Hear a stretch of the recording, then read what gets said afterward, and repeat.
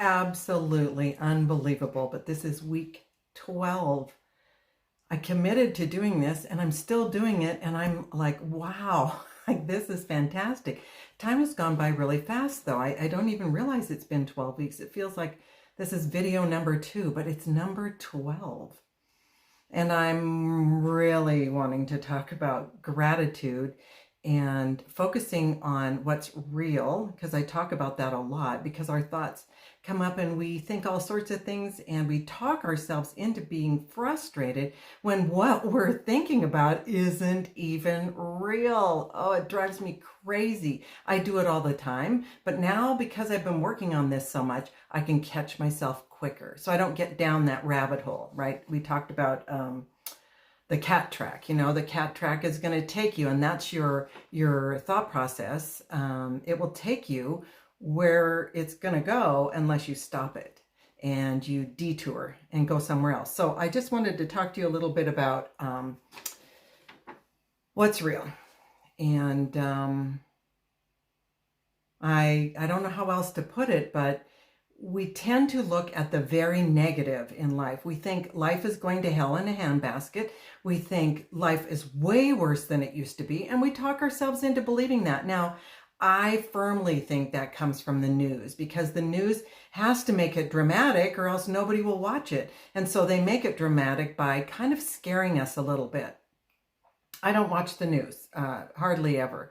Maybe once in a while when somebody has it on. I just am not interested in it. I will read the news on my own. I will take it from different sources, but I won't listen to it because the tone of voice, the bend that they take, I don't want that. And so I avoid it. So I just wanted to take you on a little journey of the past and to the present and just show you kind of where we've come from and where we are now. Now, I made some notes, so I'm reading from notes.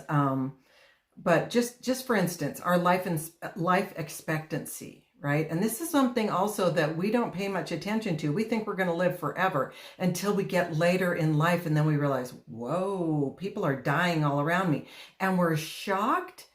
But honestly, I think the average age is 79 years old, so we shouldn't be too shocked. Now, I am shocked when young people die.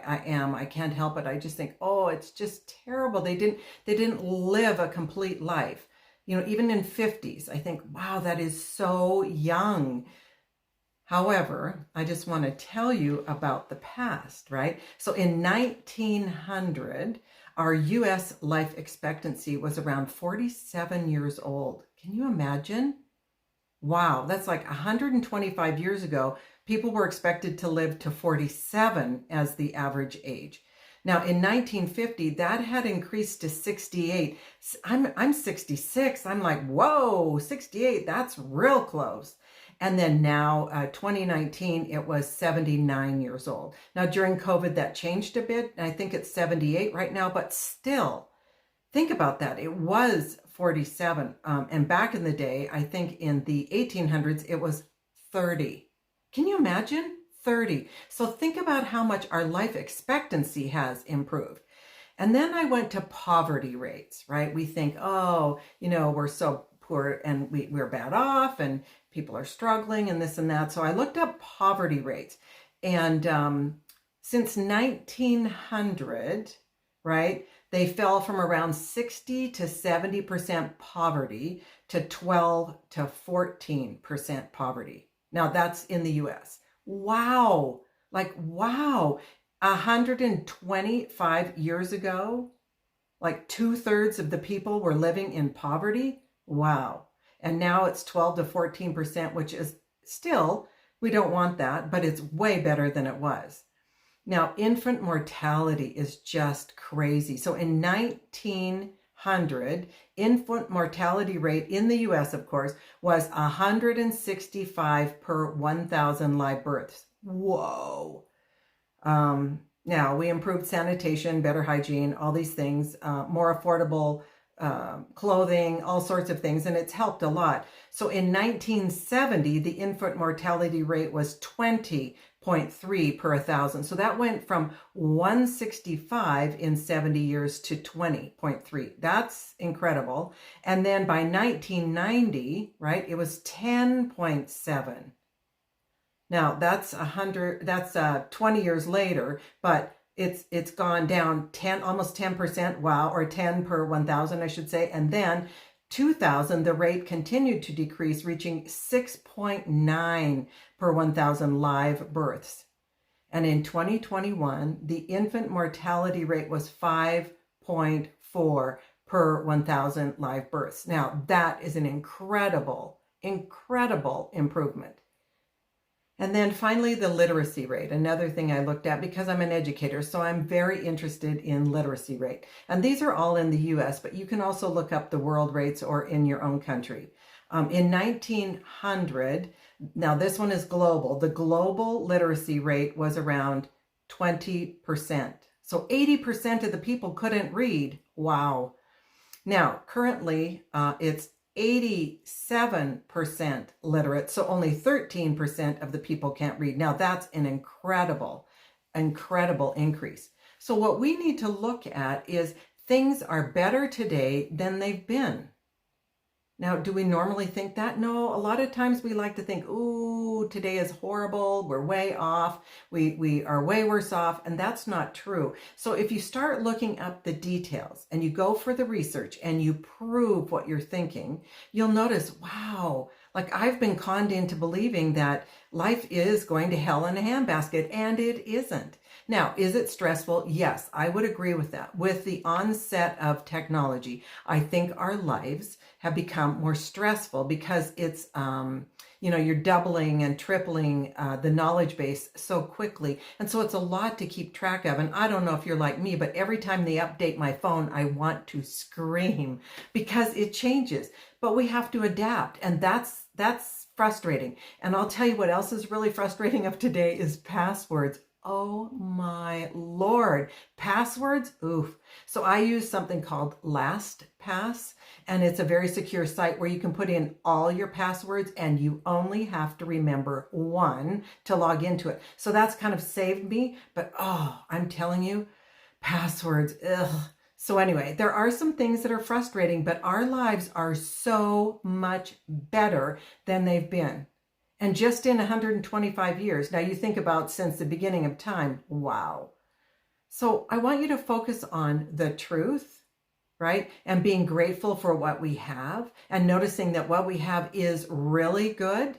You know, our health care, if you look at it, our sanitation, this is an interesting one, but really the biggest improvement to our health and well-being and everything else is our sanitation. So having garbage taken away really increased our health.